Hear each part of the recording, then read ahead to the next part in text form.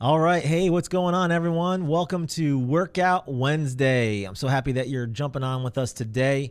If you have not subscribed to our YouTube channel, make sure you do so at Auto Dealer University. And also, if you're not on the Auto Dealer University platform currently, it is a training platform, the most comprehensive training platform in the automotive industry.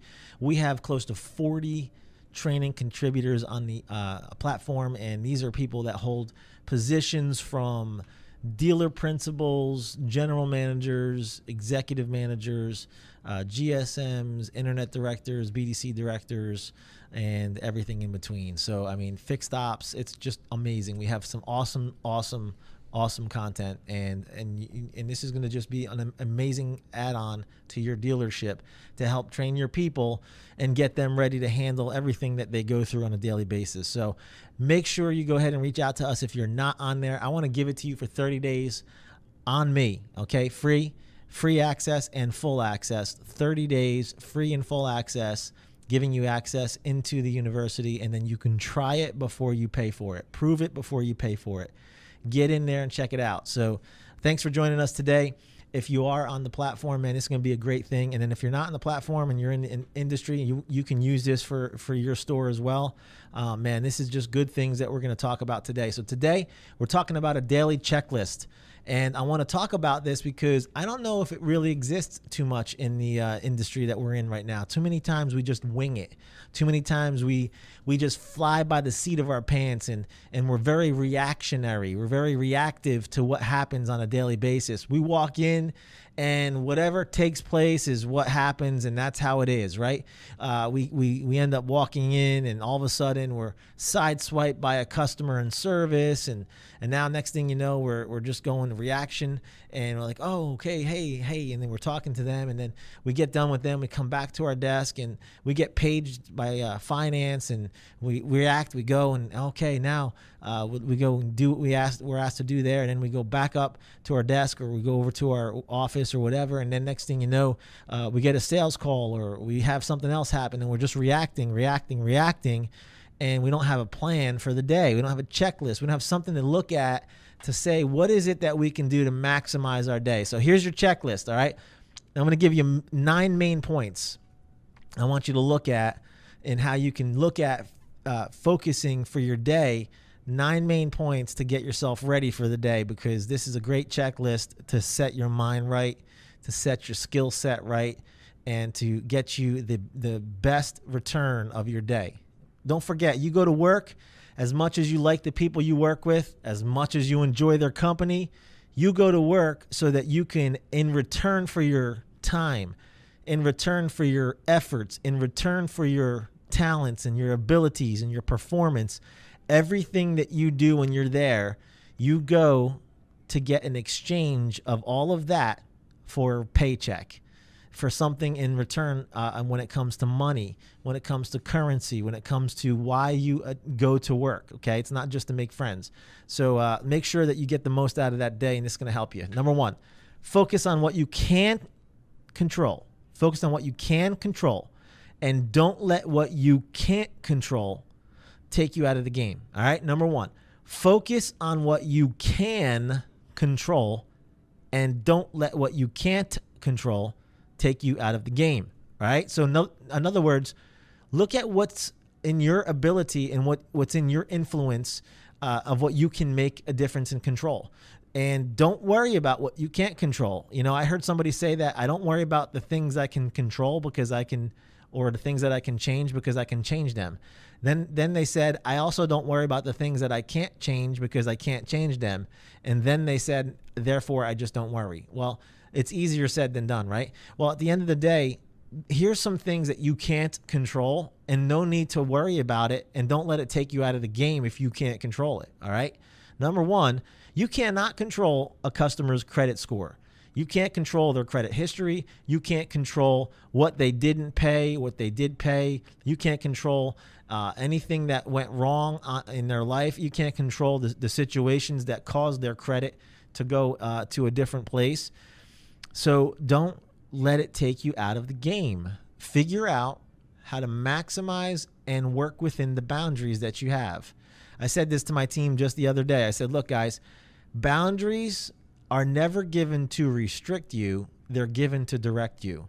You know, you look at the NFL season has started. You have a football field. You have 100 yards length. You have 50 yards across, and you have to play within the boundaries of the game. Just because you're an inch outside or a foot out or a yard out from, getting that first down, that doesn't mean that, well, we need to change the rules and now it needs to be, a 1st and 9, not 1st and 10. Or I need 110 yards rather than 100 yards to make this happen. Or I need, 55 yards instead of 50 yards. Whatever it is, you don't change the boundaries to try to fit you every time you miss or you don't, maximize the opportunity within the boundaries. And so you say, well, we just need to change them. No, you maximize them and you learn how to perfect the game inside the boundaries that are given. That's how you do it. That's why they're professionals that can catch the ball with their toes are literally a centimeter in bounds, and they're able to run at full speed and stop on a dime, catch it, and then fall. And there's, excuse me, they're still in bounds. Excuse me. So you cannot control someone's credit score. You cannot control their credit history. You cannot control their financial status. So many times we think that, well, I wish that this customer just made more money. If we can get more money or better income, then we can get the deal bought. Excuse me. But that's not true. You can't control that. You can't control the customer's financial status. So don't let it take you out of the game. You can't control the weather. Okay, it may be raining out. You can't control that. You can't control the hailstorm, the earthquake, the tornado, the the hurricane. You cannot control the weather. You cannot control the responses and the feelings of a customer. As much as we try, as much as we do everything we can to maximize the opportunity and make the customer feel good, confident, and all these things, we don't control it. We can't control it. We can try to influence it, but we can't control it. Okay.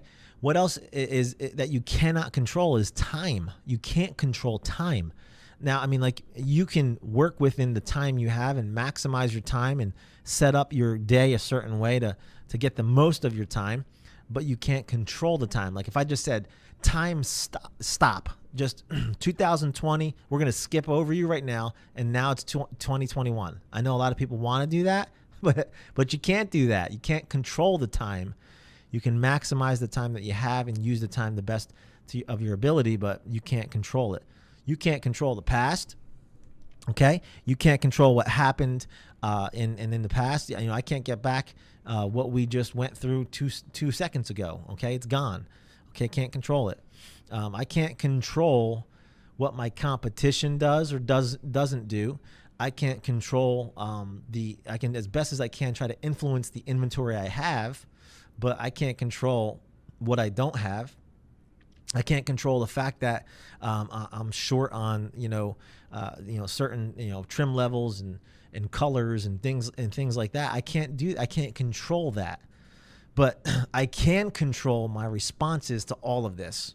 Okay, I can control my attitude. I can control my level of confidence. I can control my thought life. I can control my mindset. I can control my actions. I can control the words I use and how I use them. I can control how I react to things and people. I can control the people I allow myself to be surrounded with. I can control what I'm doing right now. I can control my work ethic. I can control the choices and decisions that I make. I can control my drive. I can control my mental mindset, my mental ability to do certain things. I can control my physical appearance. I can control certain things that I want in the way that I look. I can control my goals. I can set them and control my ability to work through to get to my goals. I can control my ability to train. I can control my reactions emotionally. I can control whether I'm offensive or defensive in my game plan. I can control my breathing. Sometimes we just have to relax, take a breath, blow it out. I can control that. I can control the way I listen and communicate. I can control my ability to reset before every opportunity, before every phone call, before every customer, before every lead. I can control my ability to reset. So, number one, focus on what you can control and don't let what you can't control take you out of the game. Number two, make a deposit into your bank every day. Well, what do you mean every day? I don't get paid every day. I get paid once a week. I'm not talking about just with your money.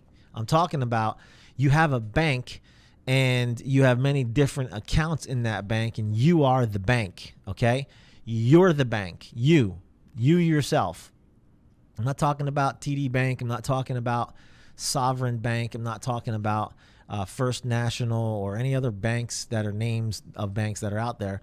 I'm talking about you. You're the bank, all right? And you have many accounts in your bank. And currency comes in many different forms. So make deposits into your bank every single day, okay? You can make a spiritual deposit. You have spiritual currency. You can make an emotional deposit. You have emotional currency. You can make a mental deposit. You have mental currency. You can make a physical deposit.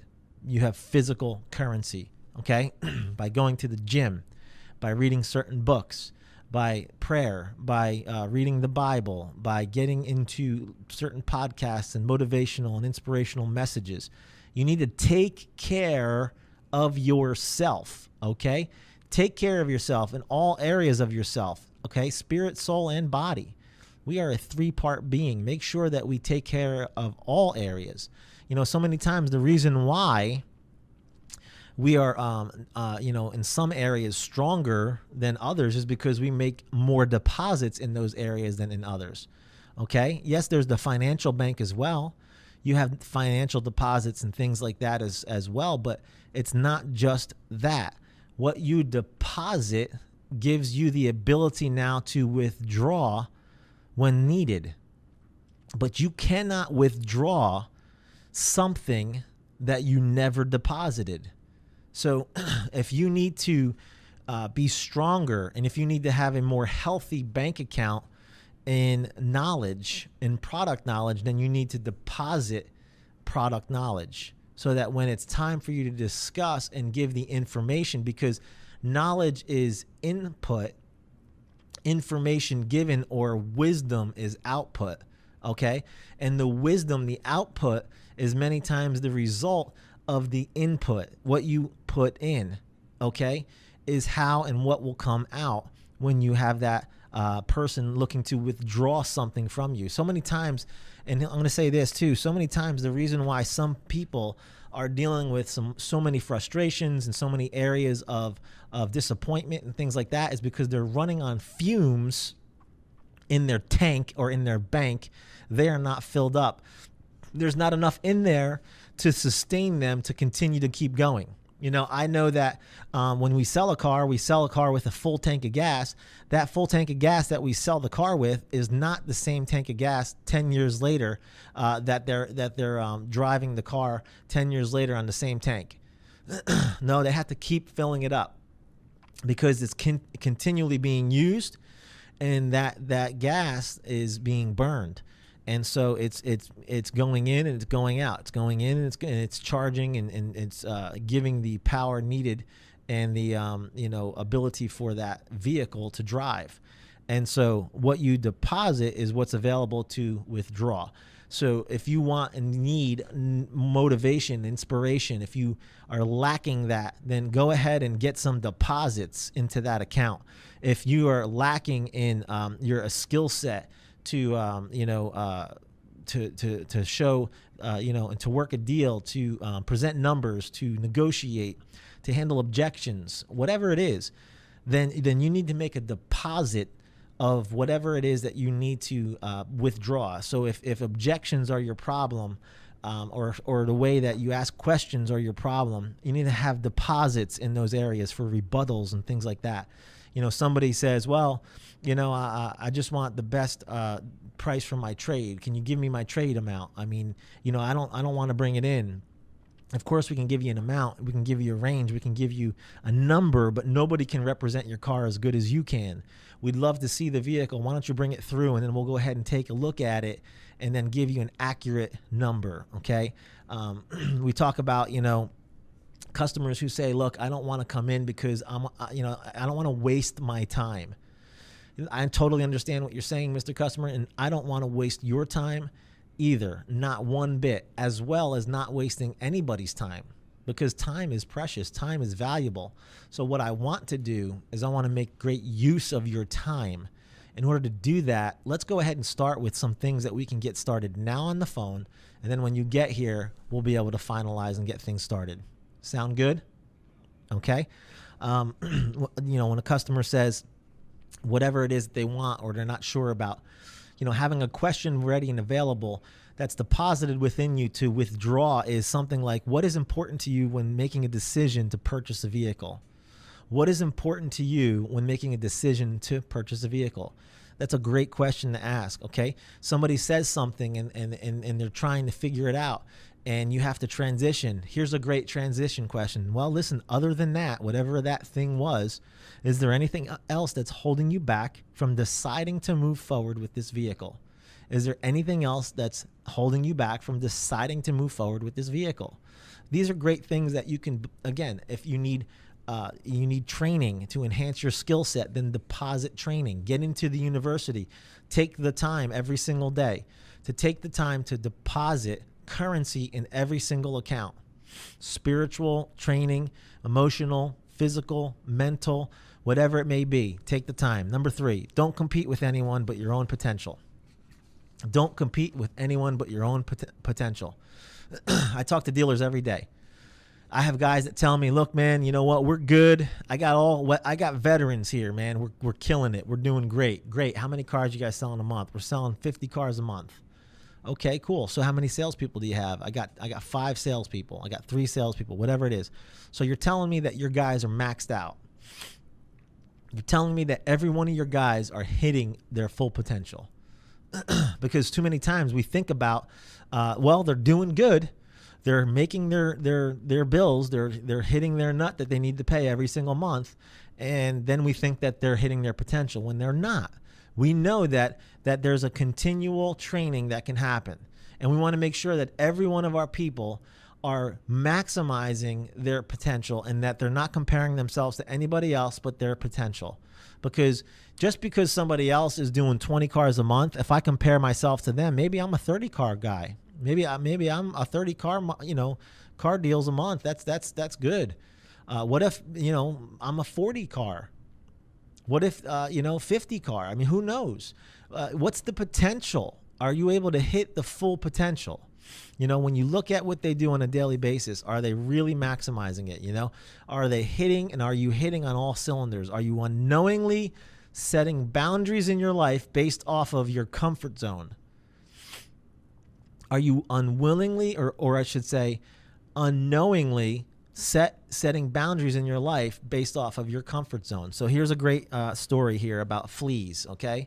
Fleas are those little things that go on dogs and cats, and you see your dog scratching, and and I'll say this: if you have fleas on your dog and they get loose in your house, it's terrible. You're gonna have to bomb your house, get your house, bombed, and get your yard nuked and all that stuff, because these things are hard to get rid of. Okay, so but fleas.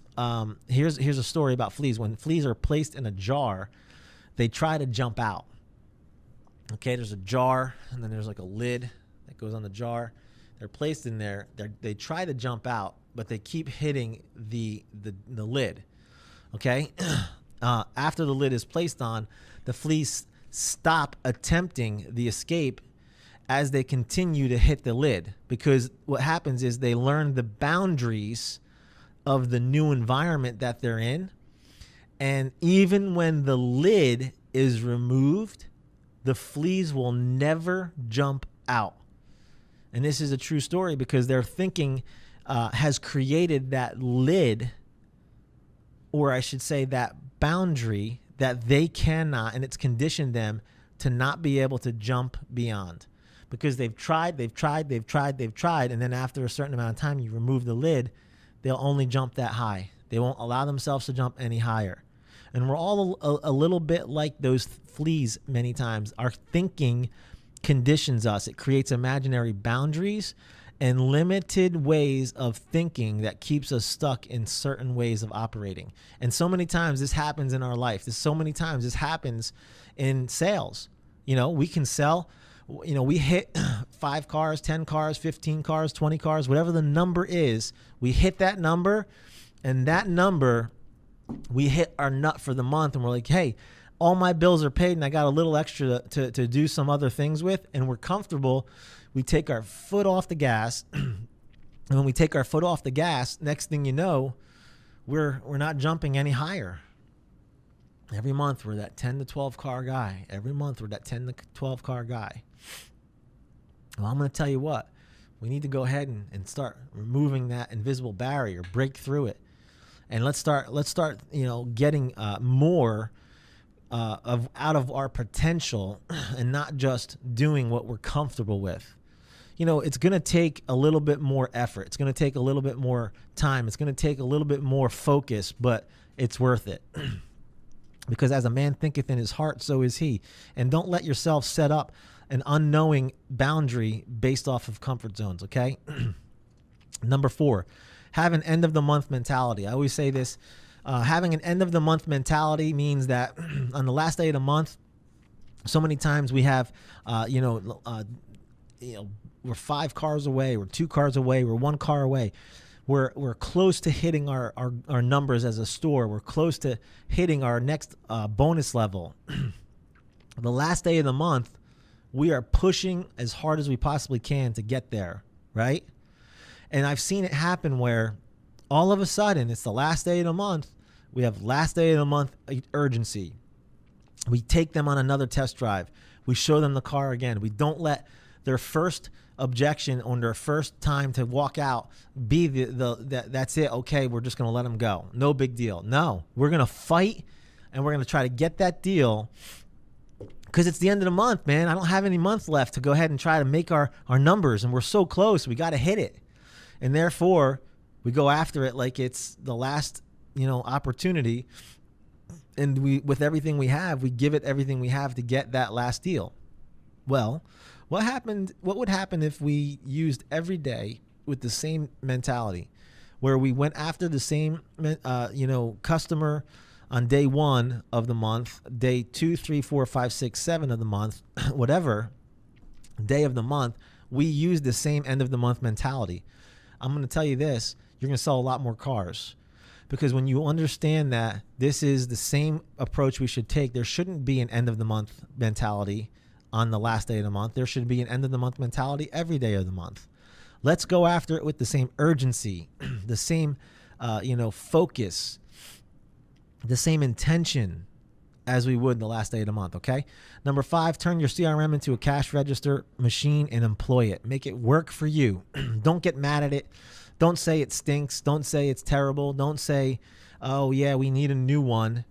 No, just learn how to speak its language, communicate to it the way it needs to be communicated to, and then it will speak to you in the way that it's going to get you the best results. That means that if your workflows are jacked up, if your responses are jacked up, your auto responses, your auto emails, all that stuff, take a look at your rules. Take a look at the boundaries that you've set up inside the CRM. See if they need to be changed, okay? And turn that thing into a cash register machine. Let that help you sell cars. It will help you sell cars if you use it right. It'll do what it's supposed to do, and that's going to help you employ it and make it work for you. It's going to help you, okay? Number 6, follow up consistently. I mean, I have these statistics here that I think are just amazing. They're in the university, and it talks about how follow-up, it's so important for us to maximize our opportunities with follow-up, because We look at, any sales, especially in our business, 2% of the sales that we make are done on the first contact. That means that 98% of the deals that we put together are happening after the first contact. That means that it's okay if you didn't sell the car on the first conversation, all right? We also know that 3% of sales are made on the second contact. 5% of sales are made on the third contact. 10% of sales are made on the fourth contact, and 80% of sales are made on the 5th to 12th contact. That means follow up, follow up, follow up. You need to follow up because you know what? The fortune's in the follow up. Okay. Number 7, maximize social media. My good friend Glenn Lundy has a great course inside the university, Auto Dealer University, and he talks about the 4 Ps. Personal.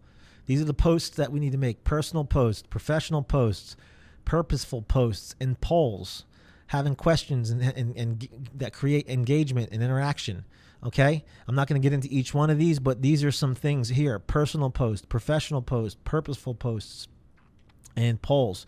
Every single day, guys, we're talking about what to do. A daily checklist. All right? Number 1, focus on what you can control. Don't let what you can't control take you out of the game. Number 2, make a deposit into your bank every day. Number 3, don't compete with anybody but your own potential.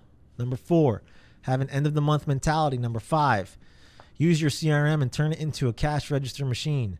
Number 6, follow up consistently. Number 7, maximize social media. Number 8, provide exceptional service. Be memorable. Provide exceptional service. Be memorable. Give a lasting impression. Make an amazing impact on your customer and the way that you serve them. Give them a Walt Disney experience, not just a ghetto carnival experience. Give them a Walt Disney experience where it's exceptional, it's magical, it's memorable, okay? Number 9, work with your managers to get a different perspective in your situation. You know what? Managers are there to help.